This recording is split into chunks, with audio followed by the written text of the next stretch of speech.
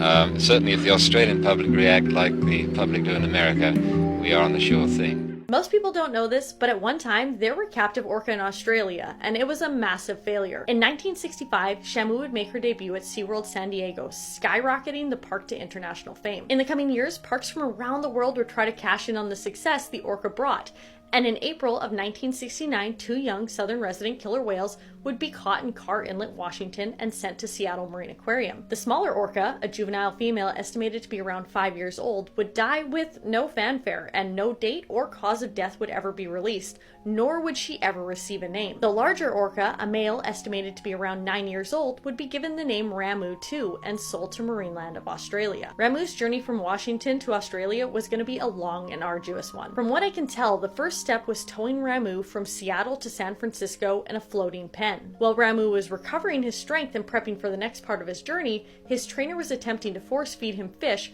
when Ramu hit the trainer with his tail flukes, knocking the trainer's front teeth out. Then in March of 1970, Ramu would be placed in a sling and hung inside a water tank. He was loaded onto a cargo plane where he would spend the next 15 to 30 hours. This was the longest flight an orca had ever taken. From here, he was offloaded and trucked to his new home, Marineland of Australia. When he arrived, he had cuts on his body caused by the sling that he traveled in and was placed into a small tank with a dolphin for company. Initially, when he arrived, all seemed to be going well for Ramu, and he even began eating. But it didn't take long for the Australian heat to start negatively impacting Ramu's health. To keep their investment healthy, the park would partially drain Ramu's pool and pump him full of antibiotics. But their efforts were futile, and in May of 1970, 2 months after his arrival, Ramu would pass away from bleeding gastric ulcers, a condition often caused or worsened by stress. All told, Ramu, who was caught as a healthy young orca, would take the longest flight an orca had ever taken and would become the first captive killer whale in Australia, ultimately to pass away a little over a year after his capture.